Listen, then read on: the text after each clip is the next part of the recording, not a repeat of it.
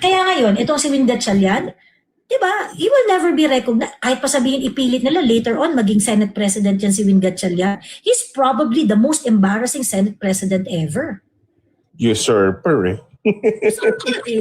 Diba? Tama. Kasi walang re-respeto dyan kay Win Gatchalian. Diyos me, tsaka parang magkaanohan nga tayo, Win, ang dami-daming negosyo na kaakibat nun sa tatay mo at saka sa'yo, mga mining, yung plastic ninyo, yung kung ano-ano yung mga negosyo na Waterfront. Merong ano dito, may real issue dito sa citizenship ni Win Gatchalian. Okay? Etong si Win Gatchalian, yung tatay niyan, si William Gatchalian, was slated to be deported. Si William Gatchalian at yung asawa niya, deported yan dapat. Sometimes in the 60s. Sometimes in the 60s. Okay. Later on, na-naturalize sila. Nagkaroon sila ng naturalization. And pagkatapos, yung deportation case nila, na-dismiss eventually. Nung na-naturalize sila, anak na nila si Win Gatchalian. At allegedly, nung na-naturalize si Win Gatchalian, nung na-naturalize si William Gatchalian at yung nanay ni Win Gatchalian, lampas 18 years old na. So, ibig sabihin, hindi na mag-extend yung naturalization dun sa mga minors. Mga minors, tama. So, ibig sabihin, si Win Gatchalian, hanggat wala pang naturalization sa kanya, Chinese pa rin siya. Diba? Kaya nga, ang sabi ko dito kay Auntie Morisa, okay? Kaya ang sabi ko dito kay Auntie Morisa, kaya itong si Win Gatchalian, hindi yan bet ng Chinese community. So, ibig sabihin, parang putang ina, Risa, kung kaya mong gawin yan kay Alice Guo, kung mong gawin kay Win Gatchalian na magkaalaman tayo dito, Pilipino ba talaga yan si Win Gatchalian? Di ba? Parang si Erwin Tulfo lang eh, na Diyos ko ni Eric. Oo, tsaka si Erwin Tulfo, kasi yan ang expertise mo eh, mag-determine ng nationality, di ba? Para ka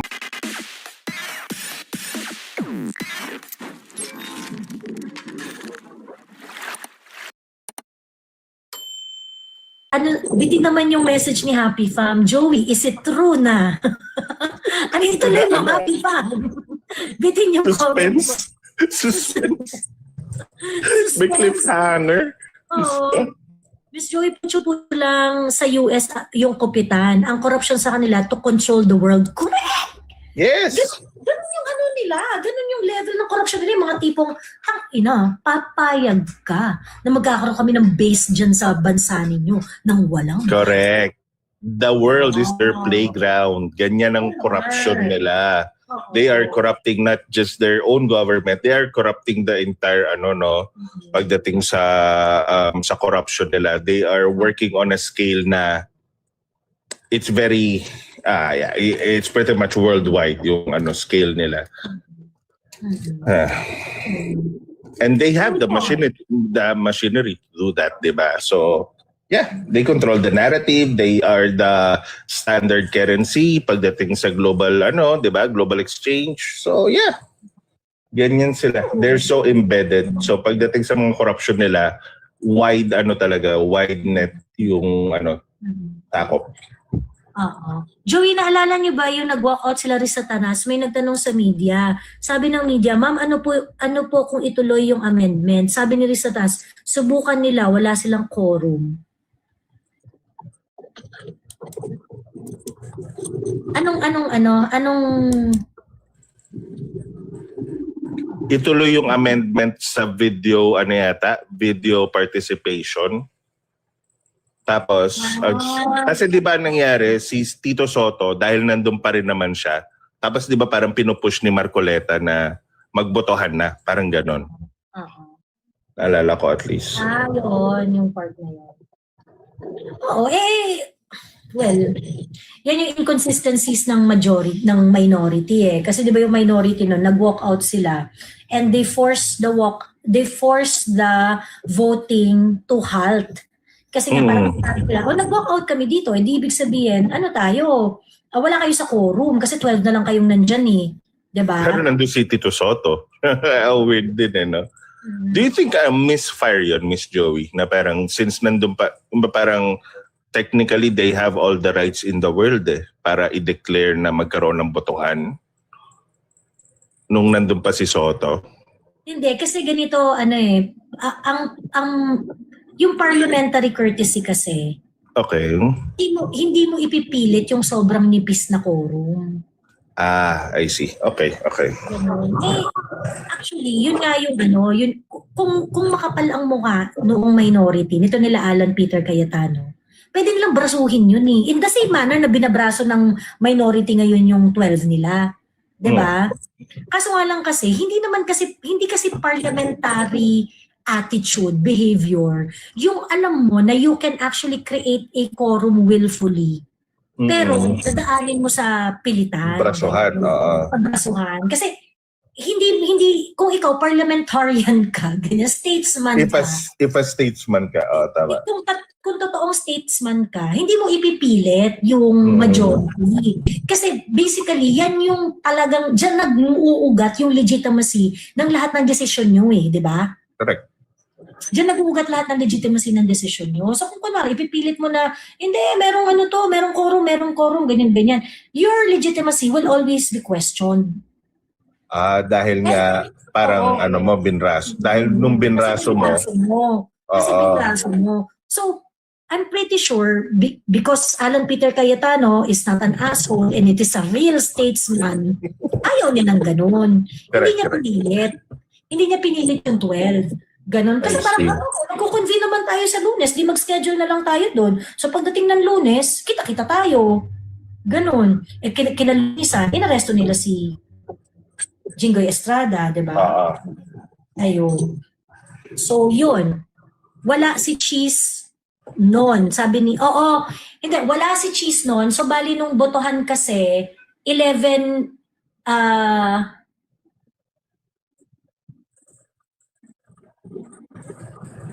wala si Cheese noon, pagkatapos, parang yung minority noon, 10 lang yata sila.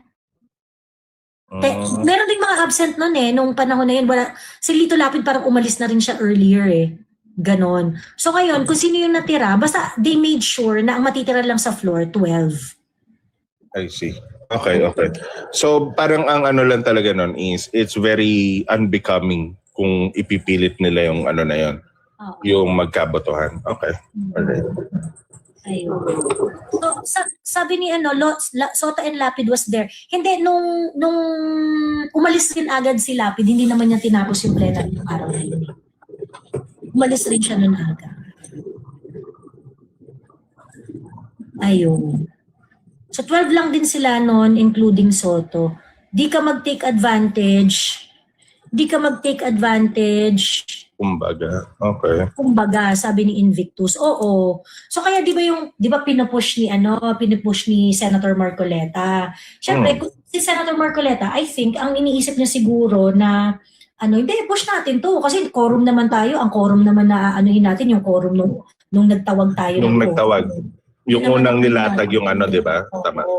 Oo, yun naman yung controlling dyan, hindi naman yung hapon ganun. Pero if they wanted to, they can do it. I believe they can do it. It's just that bilang isang totoong statesman, ayaw mo na mako-question yung legitimacy ng action ng body. Ganon. At tingnan mo, kaya ngayon, itong si Win Gatchalian, diba, he will never be recognized. Kahit pa sabihin ipilit nila, later on, maging Senate President yan si Win Gatchalian. He's probably the most embarrassing Senate President ever. Usurper Diba? Tama. Kasi walang re-respeto dyan kay Win Gatchalian. Diyos me, tsaka parang magkaano na tayo, Win, ang dami-daming negosyo na kaakibat nun sa tatay mo at saka sa'yo, mga mining, yung plastic ninyo, yung kung ano-ano yung mga negosyo na waterfront. Merong dito, may real issue dito sa citizenship ni Win Gatchalian. Okay? Etong si Win Gatchalian, yung tatay niyan, si William Gatchalian, was slated to be deported. Si Bill Gatchalian, si William Gatchalian at yung asawa niya, Deported yan dapat. Sometimes in the 60s. Sometimes in the 60s. Okay. Later on, na-naturalize sila. Nagkaroon sila ng naturalization. And pagkatapos, yung deportation case nila, na-dismiss eventually. Nung na-naturalize sila, anak na nila si Win. Gatchalian. At allegedly, nung na-naturalize si Win Gatchalian, ay nung na-naturalize si William Gatchalian at yung nanay ni Win. Win Gatchalian, lampas 18 years old na. So, ibig sabihin, hindi na mag-extend yung naturalization dun sa mga minors. Sa mga minors, tama. So, ibig sabihin, si Win Gatchalian, hanggat wala pang naturalization sa kanya, Chinese pa rin siya. 'Di ba? Kaya nga ang sabi ko dito kay Auntie Morisa, okay? Kaya ang sabi ko dito kay Auntie Morisa, kaya itong si Win Gatchalian, hindi yan bet ng Chinese community. Very dubious yung ano niya, no? Lineage, yung heritage. Okay. Ganon. So ngayon, yun yung question sa kanya. Kaya nga, parang ito si Win Gatchalian, shady talaga to eh. Kasi parang, nung una, inaaway-away ka ni Risa, tapos biglang naging close kayo ni Risa, tapos isa ka pa sa umipit kay Alice Guo. Napaka no? Parang Press lang naman kayo ng kwento. pot calling the kettle black, okay. Sige, sinungaling. Press lang naman kayo ng Pokrito. kwento. Ngayon, ito si Risa Ontiveros. Pagtas ngayon, kumakasing and dance ka dyan kay Win Gatchalian. Kaya mga sumusuporta dito kay Risa Ontiveros, Team na nga. putang ina nyo, 1 million times. Wala kayong backbone. Wow, galit. Kasi ito si Alice Guo, no? Okay, sabihin na natin na, okay, fine, sabihin na natin na hindi ko na i-argue kung ano yung nakita ni Risa Ontiveros dito kay Alice Guo. So sabi niya, nakita niyo yung nanay niya is a Chinese citizen, at ito si Go Huaping tong si Alice Guo, at ang tawag dito, hindi siya tunay na Pilipino, pineke ang kanyang birth certificate. Yan ang sinasabi ni, di ba? Yan ang sinasabi ni Risa Ontiveros, ganyan. But take a look at Alice Guo. What she did in Bamban. Si Alice Guo, okay? Tinigil ni Alice Guo yung yung parang mini dynasty dun sa Bamban Tarlac. Alice Guo turns things around in Bamban Tarlac. Nagkaroon ng mga investment doon, nagkaroon ng mga ganap-ganap, nag-flourish talaga ang Bamban Tarlac kay Alice Guo. So kumbaga, ito si Alice Guo, nagdala talaga siya ng progress doon. Mahal siya ng mga taga-Bamban. Napamahal siya, di ba? Parang may mga videos nga na meron talaga mga may mga videos na may karga-karga siyang bata, tapos yung nanay, tapos nakikipagkulitan siya. Di ba, maraming mga ganun maraming mga ganun si Alice Guo. Tapos yung parang, daw kasi talaga yan, yung parang bata umarte. Okay. Ganun. Batang umarte, ganun. Tapos yung makulit, ganun. Tapos pag nilapitan talaga siya ng mga taga-Bamban, talagang open arms and Yung munisipyo ng Bamban daw, nung mayor si Alice Guo, yung munisipyo ng Bamban, talaga nakakapasok talaga dun lahat ng mga regular na minimit talaga raw yun ni Alice Guo. So very accommodating siya sa constituents niya pagdating sa So kumbaga parang Bamban was not able to have a leader like that for a very, very long time. So kaya nanalo yan. Kasi second term na ni Alice Guo yata yung yung pinaano siya. Ayun. Yung pinatawag na siya para sa Kasi kakapanalo pa lang niya yun eh. 'Di ba? Yes, may ka-work ako na taga Bamban Tarlac. Ayun sabi niya, napaayos daw ni Alice ang lugar nila. Kasi yung Bamban Tarlac, nobody wants to live there. Kumbaga, parang pagitan yata siya ng Concepcion at saka ng Tarlac City or something like that. Basta nasa gitna siya ng city na okay. Ganon. So ngayon, parang ikaw, ano gagawin mo sa Bamban Tarlac? Ano kang gagawin doon? Hindi siya prepared para sa ano. Uuwi ka lang doon. Kung taga-Bamban ka, uuwi ka lang sa Bamban para matulog. Pero walang Hindi ganap ka, dyan. Magtatrabaho ka sa ibang magtatrabaho ka wala sa ibang nangyayari, bayan. wala activity, no nothing. Parang ganun. Ayun. So anyway, I'm not saying na ang sinasabi ko lang dito is that si Alice Guo, whatever her background, meron siyang real impact doon sa Bamban Tarlac. Okay, yeah, that's true. Meron siyang real impact doon sa Bamban Tarlac. Anyway, ang nakakataka lang dito is that, di ba, all out si Ante Morice, di ba? Kinampaign niya talaga yan Inabol. Ang daming bintang Chinese spy, mga ganyan-ganyan, putang ina. Tapos parang problemado siya sa Pogo na, puta si Alice Guo, hindi niya nakita yung nanay niya. Si Risa nakita niya. Amazing. Yan ang confidential funds and work, intelligence work. Okay, kakaloka. Oo. So, ibig ko sabihin, parang putang ina, Risa, kung kaya mong gawin yan kay Alice Guo, kung mong gawin kay Win Gatchalian na magkaalaman tayo dito, Pilipino ba talaga yan si Win Gatchalian? Di ba? Parang si Erwin Tulfo lang na Diyos ko ni Eric. Tsaka si Erwin Tulfo, kasi yan ang expertise mo mag-determine ng nationality, di ba? Para kang bloodhound kapag may naamoy ka. Correct, diba? correct. So, di ba, bilang ultimate determinant ng real nationality, Madam Risa Ontiveros, para totoo tayong maghawak kamay. Para totoo tayong maghawak kamay para sa Pilipinas, Madam. At para mahalin dahil mahal mo ang Pilipinas. Mahal talaga. Oo. Diba? Yung lahat ng mga desisyon mo napupunta sa parang nag-aalay na talaga mahal mo ang Pilipinas kasi nga Carmina, kadiri. Yeah. So ngayon, ayan, so ito nagka-comment dito. Mabait yan si Alice, madaling lapitan. Sino kaya ang kaawan nila BBM through Alice Guo? Pogo. Sino ba mga may Pogo sticks? Diba? Sino ba yung mga Pogo sticks dyan? Ayun. So ngayon, ang tawag dito, kung gusto ni Risa Ontiveros na respetuhin natin yung track na, yung kanyang path na tinake bilang real parang taga-determine ng truth citizenship ng mga public officer. Please do it on Win Gatchalian and Erwin Tulfo. Eric Sylvester, yeah. At saka kay Rafi Tulfo na rin, di ba? Damay na natin lahat. Oo. Husto di ba? Husto question yung... Tsaka maganda yan. May kumakalat na birth certificate, di ba, na ang citizenship ni Rafi Tulfo kay Rafi Tulfo yun, di ba? Yung birth certificate na yun, o kay Erwin? Basta one of them. Nalilito ako pero alam ko lang. Kay Rafi kay Rafi pala. I see. So yun, di ba?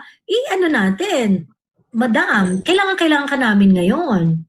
Oo, diba? para talagang meron ka naman kahit paano ma-build na true integrity somehow, di ba? Saka magandang bala yan sa campaign mo. 100% Pilipino. Risa na. Oo, correct. Di ba? 100% Pilipino. So, kailangan alamin niya. Pilipino ba si Win Gatchalian, Rafi Tulfo, Erwin Tulfo, Gibo Teodoro? Yan, sige burin. Diyos ko. Diba? Tapos, magandang campaign yan, Risa. Risa na, 100% Pilipino. Di ba? Perfect! Diba? Birth certificate ng anak ni Rafi Tulfo, sabi ni Private Eye. Joey, naalala nyo ba yung nag-walkout sila rin sa NAS, nagtanong, hindi, natin to. Na-address na natin itong ni Jomelski. Rafi is US citizen. Nakwento niya dati, mangingisda siya sa USA. Niyayabang niya sa palabas niya. Sabi ni Curvy, back up. Ayun. So, yun. Si Grace po, tama. Si Grace po din. Iba naging issue rin yung citizenship niya. Damay natin lahat. Kasi yung kay Grace po, ni-resolve na yan ng Supreme Court. Okay. Yun ang hindi ko alam. Si Grace po kasi, hindi ma-determine ang kanyang lineage. Hindi ma-determine ang citizenship ng kanyang nanay at ng kanyang tatay. Kasi nga, di ba, si Grace po ay iniwan lamang sa simbahan, sa may Haro, Iloilo. Di ba? I see. Okay, nakalimutan ko na siya. Ang alam ko lang, naging contestable yung citizenship niya. Oo. iniwan yan si Grace doon sa simbahan at siya ay nakita ng mga taong simbahan at ayun na nga, eventually naampon siya and things like that. So, ang sabi ngayon ng Supreme Court, ang mga foundling, okay? Ang mga foundling, yung mga batang yung mga batang hindi ma-determine ang kanilang lineage, yung walang nag-claim sa kanila kung kanino silang anak, ganyan-ganyan, citizenship kung saan sila natagpuan ang mag-a-apply. Okay. So, nagbigay ng resolution. Okay. Oo, kasi kawawa naman daw pagka i-re-regard mong stateless. Tama. So, parang yung parents patriae. Kung wala kang citizenship, wala ka namang magulang, wala ka namang ganyan-ganyan, ang state na ang mag-aalaga sa'yo. So, ang state na ang magbibigay sa'yo ng citizenship. Okay. At least may lusot pala si Grace. Okay. Good to know. Si Grace. Ang masama doon, kapag may nag-angkin kay Grace. Ibang usapan na yan. Okay. Diba? Nag-angkin kay Grace na kamag-anak. Ayan. I see. Ayun. Sabi ni I.M. Paul Vicente, Miss Joey, si Grace po ay napulot sa tae ng kalabaw. Grabe siya. At yung anak ni Grace po, ayun, kumakamada ng mga fans paldurin. Wala namang bitaw, sabi ni Darkness. Dapat mapatawag din siya di ba? Kasi siya yung sa side ng Senate, pagdating din sa mga budget, di ba, sa GAA, siya, involved siya, tsaka si Mig Subiri, di ba, sa lower house sila, Saldico, tapos sa Senado, si Cheese ba? Si Migs o si Alam ko involved din si Grace, di ba? Pagdating doon sa Hindi ba siya kasama? Siya? Chairman, si Grace po ang committee chair ng appropriation sa Senate for the 2023 and 2023-2024 and 2025 budget. Yung 19th Congress, si Grace po yun Siya ang Zaldico sa Senate. So bakit hindi siya na protected din ba siya? Oo, correct. Ayun rin pala yung isa sa mga ko sa PGMN. Hindi na binabanatan si Grace po. Oo nga, wala siya masyadong bad press si Grace po, no? Parang wala naman ako, ba yung ko lang, yung sa citizenship lang yung alam ko Pero, di ba may chismis din na nagtakbo siya ng pondo, campaign funds?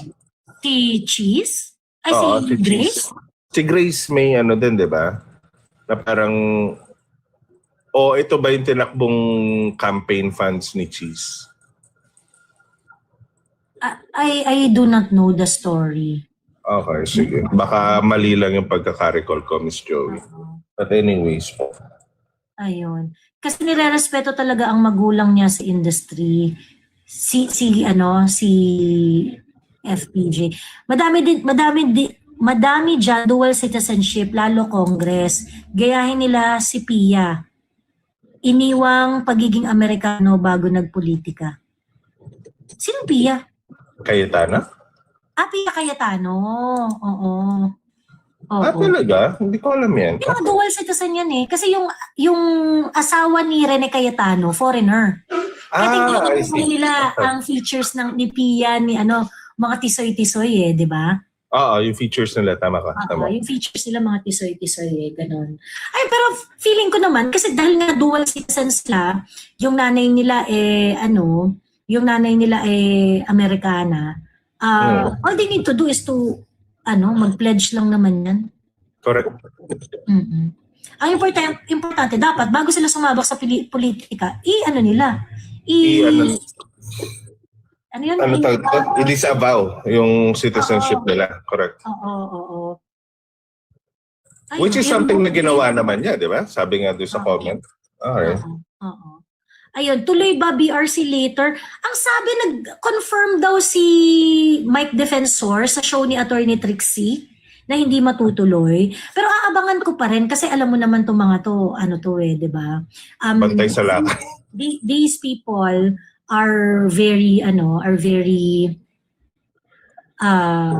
careful. Hindi sila pwedeng magsabi ng plano day ahead kasi makapaghanda yung kalaban di ba? Nung nagpunta nga yung 18 Marines sa Senate, di naman natin inaasahan. Akala natin di na sila pupunti. Actually, ako, Miss Joey, na ano ko nga kasi is parang ang iniisip ko talaga noon, ang unang knee-jerk reaction ko, it would bring legitimacy sa BRC ni Tulfo kung sakaling umattend sila, di ba? Kasi yung official summon is coming from a BRC hearing. So, and knowing na very naman si Attorney Baligod, no? They played it well, alam mo. Yun lang. Yun yung masabi ko talaga. Na, ako, ang preference ko talaga is magpunta sila. I see, okay. Ang preference ko talaga is magpunta sila tapos ma-cite sila in contempt. Yun. That's another way, no? Yun talaga yung gusto kong mangyari. Kaya di ba yung una kong post about it? Yung una kong post about dun sa Marines na napupunta sa Senate, sa invitation. Parang gusto ko ring matuloy to, sabi kong gano'n. Parang gusto ko ring matuloy to. Basta wala lang arestuhan. Meron lang dapat na assurance na hindi sila aarestuhin ni Matibag or whatever. Ngayon, ibig sabihin, ang threat lang sa kanila would be the contempt coming from the Senate Blue Ribbon Committee hearing, gano'n. Yep. Although hindi ko pa naman hindi ko pa parang na-play sa isip ko kung anong mangyayari kapag na-contempt sila. Pero nung dumating sila, nagpunta sila at nagsabi sila na pupunta kami pero sabi ni Mike Defensor gusto na talaga nilang mag-attend ng hearing. Ngayon, ang sabi naman ni Attorney Baligod, hindi na sila pupunta sa hearing pero dun lang daw sila sa Senate. Something to that effect. Okay. And then I realized ang gusto talaga nila magpa-contempt. So parang tinitis nila yung BRC, no? Sa na yan. Okay. Oo. At nagtagumpay sila. Nagtagumpay yung 18 Marines. So parang doon ko ikaw, Attorney Baligod, You're too smart for your own good. I like it. Galing mo doon, Galing mo doon. Galing mo doon. Kasi ganito, pag nagpunta ka na doon sa Senate, at ongoing yung hearing, all they need to do is to ask the Sergeant at Arms for all of you to be brought there. For entry, no? Nandiyan ka na sa vicinity. Handong ka na sa jurisdiction ng OSA, na Sergeant at Arms. And all they need to do is to carry you physically doon sa mismong sa hearing, hearing proper. Oo, doon sa hearing proper. So, ibig sabihin, parang, wala nang to. Bakit, di ba? Parang, bakit bigla, tapos, tumiklop yung Blue Ribbon. Yung Blue Ribbon na nagsabi na, hindi naman to kasi talaga hearing. Meeting lang ito. Organizational meeting lang ito. Ganyan. Ang organizational meeting, wala kang resource person dyan. Kayo lang yung nag-uusap. Kayo lang yung nag-uusap. Siguro parang with the minimum number of certain officials or kung sino man yung involved doon sa Pero hindi yan yung kagaya nung prepared sa speech si Matibag tas organizational meeting. May mga conclusion na si Matibag tas organizational meeting. May prejudgment na sumokong Oo, tas organizational meeting. Ulol ninyo, hindi ako pinaglololo ko, ganon. Ngayon, the reason why I am saying this, kasi meron kaming personal experience about this. Of course, this is the rule. Yung sinasabi ko sa inyo, yan talaga yung rule. At meron kaming personal experience in which yung Sergeant at Arms talaga would really look for the people who are wanted to be in the hearing. Tanungin nyo si Kuya Miko, si Coco Locoy, yung pumunta kami sa hearing, yung first na hearing, naka-receive siya ng invitation. Yung second hearing, naka-receive din siya ng invitation. Pero sobra niya ng late na receive. Okay. Sobra niya ng late na receive. Baga tapos na yung mga hearing. Yung sumunod na hearing, hindi na siya naka-receive ng invitation. So, hindi na siya wala siyang mako-confirm dun sa secretariat. Kaming lahat kasi, nung naka-receive kami ng invitation, all of us have to confirm with the secretariat kung a-attend kami o hindi.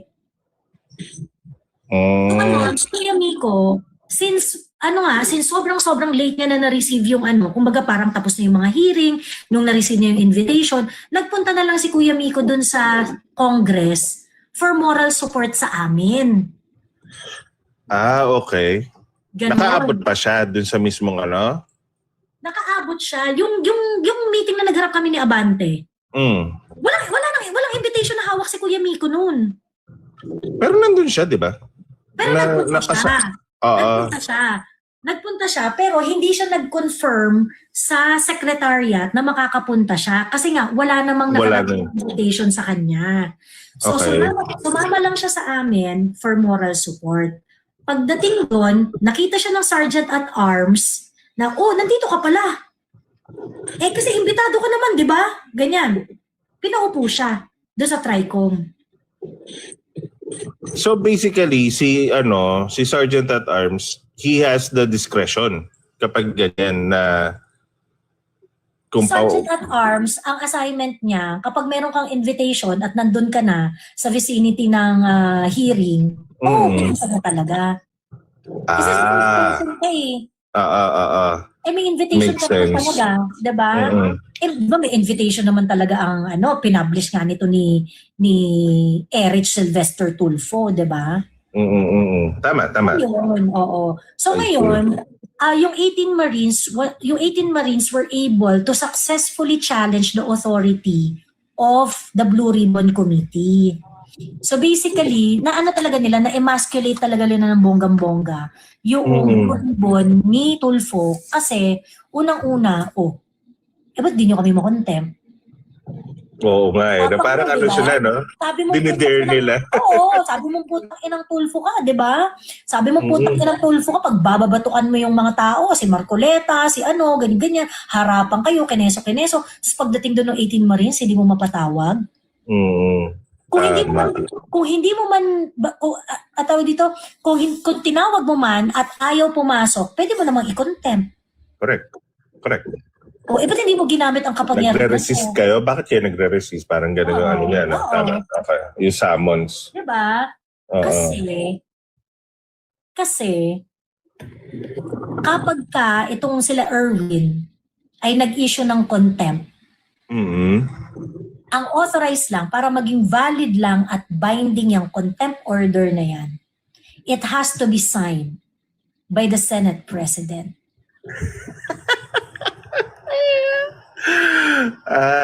Na-trap sila, no? Jesus. Okay. Di ba anong pangalan ni Win Gatchalian? Di ba nga siya ay Senate President pro tempore. Di ba? Ayun. So, sila? Checkmate sila doon. Ayun, checkmate sila. So ngayon, pinagmamalaki nyo, kayo yung legit, kayo yung nirecognize ng lahat. Na-delegitimize sila, no? Basically. Nag-delegitimize sila doon. So, the importance of that hearing at yung naging diskarte ng 18 Marines, I think with the guidance of Attorney Baligod, Attorney Baligod, and some other legal minds, Attorney Jimmy Bondoc, Attorney Bobby Torion, kasi magkakasama sila Diba? Okay. Magkakasama sila So, they did something really good there. I do not know where the decision came from, who ordered it, who suggested it. But after nung Blue Ribbon, nung hearing na mismo, nung kinalunisan na mismo, parang talaga ako, parang, in fairness, the master stroke, talaga naman. Na-outmaneuver nila. Yes. Which reminds me, magtatanong nga ako kung sino may idea niyan. Magtatanong ako kung sino may idea. Oo nga That's a very, very precise strategic maneuver. Yeah, galing. Sinong nag-suggest na pumunta ng Senate pero hindi magpunta ng hearing?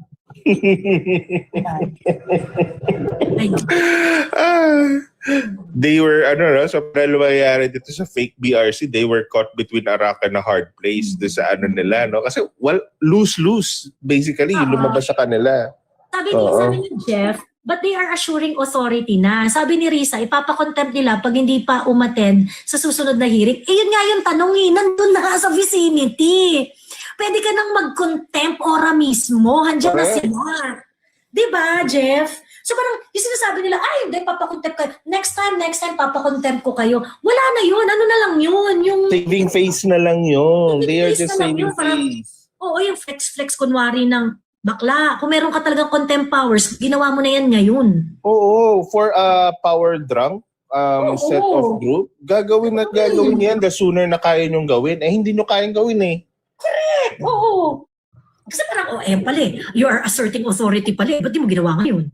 Kaya nga, parang ibig mo ba sabihin, pagkatapos ng ilang araw, magkakaroon na kayo ng power na ganyan? Ganun ba yung gusto nyo palabasan? Bigla-bigla na lang kayo magle-level up? Ano yan? Loloko nyo kami. Oo. I see optics na lang pala. Yes, di ba? Yes, saving face na lang para hindi pahiya ng gusto. Kasi yun na nangyari, napahiya sila. Kasi parang, hindi, pag i-issue kami ng invitation, pag hindi pa sila nagpunta, bakla, nasa Senate premises na. Ano sinasabi mo hindi nagpunta? Ano sinasabi mo hindi nagpunta? Nandyan na eh. Pakinggan ninyo. Diba? Sunduin ninyo doon sa office ni Robin Padilla. O di kaya tinatawagan po namin si Robin Padilla at sana po ang kagalang-galang na senador ay dalhin po niya ang 18 Marines dito sa committee hearing, ganyan-ganyan. Pwede naman ganun. Yes, they can still act all statesman like. Si Robin Padilla ng 30 minutes para madala ang 18 Marines dito sa Blue Ribbon Committee hearing. Pwede namang ganun eh. At pag hindi po ginawa, ay i-contempt po namin ang 18 Marines at ang kanilang mga abogado na madadaldal. Pero hindi nila nagawa eh. Kasi nga, they don't have the authority. They don't have the power talaga. Nakakatawa lang, no? Ito yung mga small wins na talaga makikita mo na these guys are just, parang they're just power drunk. They don't really know how to, kapag yung kailangan na ng strategy or directive to fully implement yung mga plano nila, they tend to mess it up. Even yung pag-take over nga nila, diba, yung pag-establish ng quorum, yung ang dami nila mga yung backpedal na ginawa to make, to save face. Na parang, you would think na for a couple of politicians na very important on optics, they would actually think things through, no? Pero, I think even yung maleta na cloud na rin, pati mga utak ng mga tao na to eh. Totoo. Ayun. Anyway, ayun lamang. Mag-end live na ako. Marami nag-request dito sa TikTok na umakyat.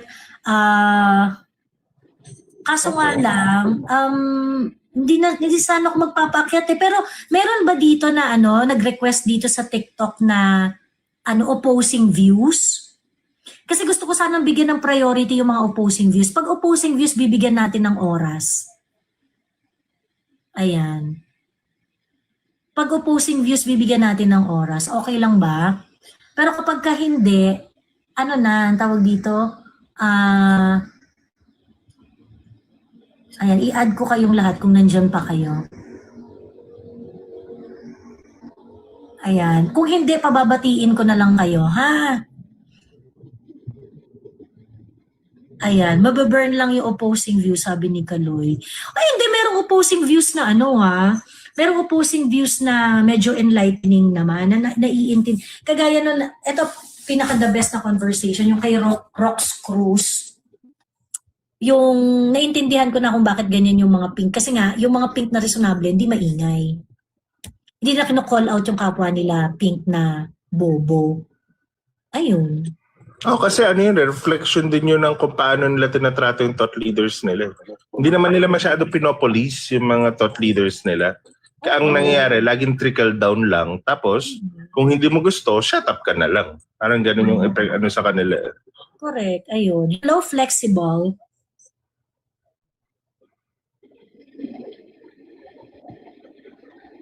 Feeling ko nakatulog na si Flexible. Ayan. Hello, Flexible. Flexible. Gising ka. Dali. makipagkwentuhan ka sa amin. Share mo. Oo nga. Ayan. Anyway, siya, sige na mo kung nakatulog na siya. Matulog na tayo. At Okay, ano na. Miss Chloe, thank you for your time, ha? Oo. Thank you, Strictly. Maraming salamat. Maraming salamat rin sa 1,347 na nandito sa TikTok at Wow. 159 dito sa, 159 sa TikTok, 1,350 sa YouTube. Gusto ko lang malaman. Organic talaga. Oo. Gusto ko lang malaman yung thoughts mo, Miss Joey, sa chances ng Cayetano Black to regain Senate power. Very, very slim. Sir Jeff. Very slim. And I think mas malaki pa yung chance na makuha nila yung 13 kesa Ma-retain yung ano. kesa ma-retain natin yung 13. Kaya nga it is not really about, manipis na lang talaga yung manipis talaga yung kakampi natin. We are almost on our own. Wala tayong maasahan sa judiciary, wala tayong maasahan sa executive, wala tayong maasahan sa House of Representatives. Wala lahat eh. Literal na every branches, na siya eh. Infiltrated and polluted na. Yun yung problema. Oo, totoo. Ang pupush back lang sa atin talaga, itong Cayetano Black lang. Ito lang talaga ang pumupush back for us. So, at the end of the day, kahit kulang sa bilang yung mga senador natin, ang pinaka-importante lang talaga na kakampi ng Cayetano Black is taong bayan. True. Yan, taong bayan talaga. So, ayan. So, my personal view is that mas malaki ang chance na makuha nila ang 13 kesa makip natin yung 13. However, kagaya ng na-mention ko, tama yung speaker ko dung isang live na huwag kayong masyadong mabother kung lilipat si Joel Villanueva sa kabila or hindi. Kasi the longer that they are not calling a special session, it means nahihirapan silang kunin si Joel Villanueva. Yes. Ito yung sinatawag natin ng mga baby steps talaga. We should take it one day at a time. Kasi kung nakuha nila si Joel Villanueva, nagpatawag na yan ng special session. Mabilis pa sa alas 4. Just in time para sa Independence Day. Parang ganun ang gagawin ng mga yan. Oo, ganun. So, totoo yan, Miss Joey. Oo. So behind the scenes, technically lumalaban pa rin si Joel Villanueva. Ganun ba yung natin dyan? Or kulang lang yung incentive? I do not know. Pero kasi parang baka hindi rin nagkukumit si Joel, ganyan. Hindi rin siya ganun. Well, sana hindi talaga lumipat si Joel Villanueva, no? Para sana solid pa rin yung Cayetano Black. Pero parang hindi kasi positive yung naririnig kong kwento eh. Parang si Joel daw kasi nagpaalam na daw sa mga senador to eh. Na kapag ka magpatawag si Bongbong ng session. Yun na yun. Well, ang sabi daw is this. Pag nagpatawag ng special session, a-attend ako. I see. So, hindi klaro kung lilipat, kung basta ang sinabi lang niya is a-attend siya. Pero kasi syempre, parang ang interpretation doon ng mga iba na parang, kung a-attend siya, kung a-attend ka, di alam na. Oo, na parang subtle way of saying na, guys, it has been fun, but the other duty calls, parang gano'n sa kanya. So tingin nyo, Miss Joey, hindi nagkakaroon ng epekto yung mga call to action ng congregation nila? Kasi di ba marami ding nagvo-voice out sa social media na parang sinasabihan na basically Joel Villanueva, kapit lang, parang gano'n. I think nagpa-survey daw yung JIL. Okay. So, kung ano yung stand nila sa Senate. So ngayon, ang voice daw ng majority daw ng JIL members, they want an independent Senate. I see. So ngayon, maybe that's the reason why baka hindi nagko-commit to si Joel sa ganyan-ganyan. Kasi, tatakwil siya ng JIL.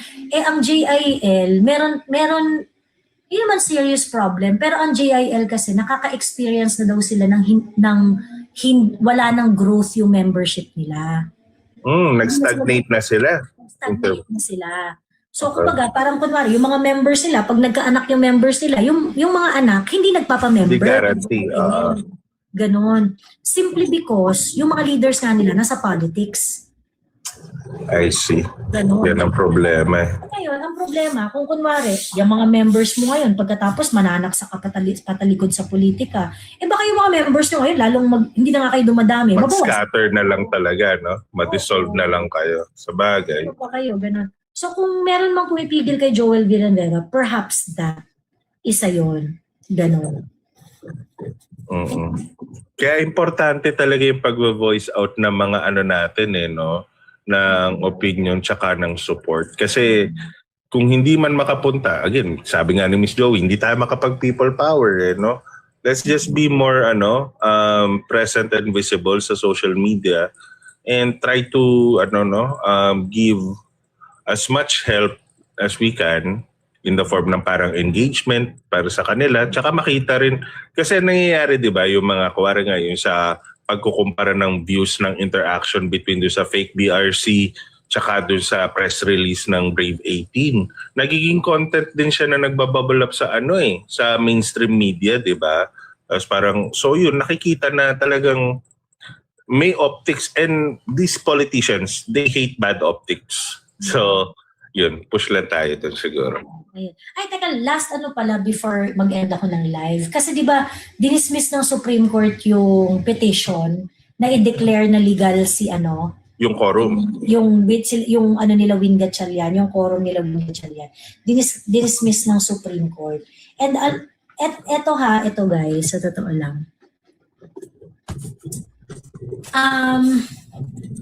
Ito yung isa sa mga reason kaya minsan nadi-disappoint ako sa Supreme Court ganyan. Dinismiss nila yung, kasi basically kakampihan nila nila ng block nila. Pero parang feeling ko, instead of dismissing it based on technicalities, sinagot nila yung legal issue kasi of paramount concern yun Inano nila no, na parang, yung nakita ko rin na parang basically sinasabi nila na wala siyang standing. Walang standing, wala ka naman na i-presentang direct effect or harm sa'yo para makapagsabi na ikaw yung pwedeng magkaso na ganito yung Pero sa akin kasi parang hindi, issue of transcendental importance yan Nakakapikon no, Miss Joey, na parang ang ginagawa hindi nila. Hindi natin kakampi yung nag-file na yan Hindi natin, DDH yung nag-file na ng kaso na yan. Pero, ang sa akin kasi parang, sana ni-resolve na lang. Totoo. Na parang mag-release talaga sila ng na guideline na ito yung follow through this, di ba? Parang gano'n. Nakakainis yung ganit, yung ever since all this struggle happened, no? Yung atake ng Supreme Court, they are very, yung alam niyo, pinipiecemeal nila tayo. Na parang just enough to appease or at least hindi mag-cause ng so much commotion na sobrang nakaka-frustrate at nakakapikon. May mga may mga, marami rin namang instances na yung Supreme Court, walang legal standing, walang direct injury, walang kineso, ganyan-ganyan. But they are still going to resolve the issue because of the transcendental importance. Siyempre, hindi mo naman i-abuse yung transcendental importance justification. Pero these are few things in the Philippines na kailangan mo talaga i-resolve. Kasi nga, talagang transcendental naman talaga yung issue na yan. Yes, yung instability ng institution na yan, dapat nga nakakabahala sa kanila yan, di ba? Kasi di ba co-equal yung na parang, syempre, if you're all about the Constitution and the law. Ano ang function ng Senate? Diba?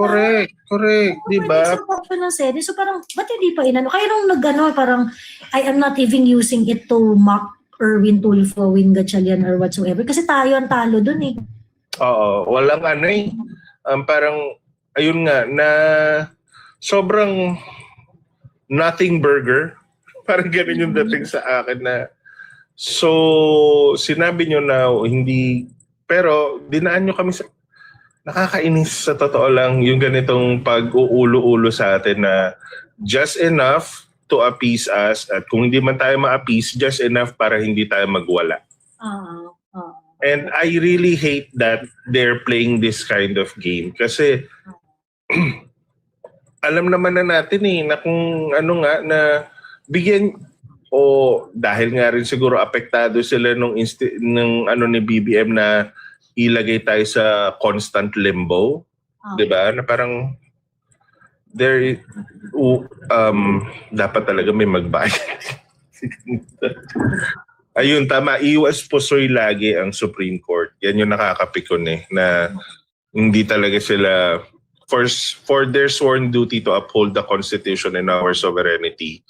We really find them lacking. Hindi tayo magiging ganito hindi tayo magiging ganito kagulo kung independent ang Senate. Kaya ang challenge talaga pag naging presidente si Inday, how are we going to keep hindi tayo maging ganito kung independent yung Supreme Court. Talagang fully independent yung Supreme Court. Kaya ang challenge kapag naging presidente si Inday, how can we keep the Supreme Court truly independent? Yes, How can yes. we make them truly independent? Kasi Yung level ng compromise na ginagawa nila to appease all fronts, sobrang harmful na para sa bansa. At hindi ko alam kung nakikita ba nila yun o hindi. Mahirap kasing magtrabaho kung kunwari ang executive hawak niya ang legislative. Ang hirap magtrabaho pagka ganyan, di ba? Pwede kang pag-initan ng atik anytime. Yun na nga na parang... At sabi ni Lucky Mix, Ate Joey, feeling ko ganyang SC dahil Congress din nagsiset ng budget nila. Pero parang protected naman yung... Di ba meron silang merong autonomy sila. Tapos, yung budget nila cannot be lesser than the previous budget. Ganon. Kung ano yung budget nila, for example, kung ano yung budget nila ng 2026, yung susunod nilang budget cannot be lesser than the budget na inapprove sa kanila last time. I see. Pero again, anipis na parang no assurance in sight. Yun yung ngayon natin, na parang hindi pala parang literal na wala tayong matakbuhan.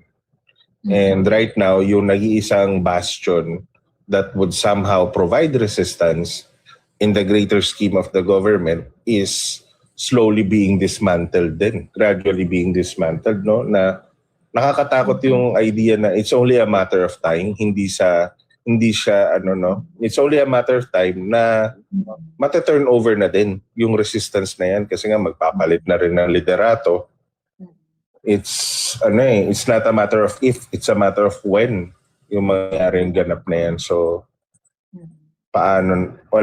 wala tayong lalong lumalakas yung tawag na dapat nasa kalsada na. I understand yung na parang merong plano na mass gathering din, pero I really feel na dapat sa atin magsimula yung yung urge, yung primal need to be out in the streets. True. Ayan. Anyway, sige na, matulog na tayo at 4:00 na madaling araw. I'll see you next time. Thank you sa pagpupuyat. At usap-usap ulit tayo sa mga susunod na mga araw. Tingnan natin bukas kung anong mangyayari. Yes, Miss Joey. Nakatutok tayong lahat dyan. Okay, bye-bye.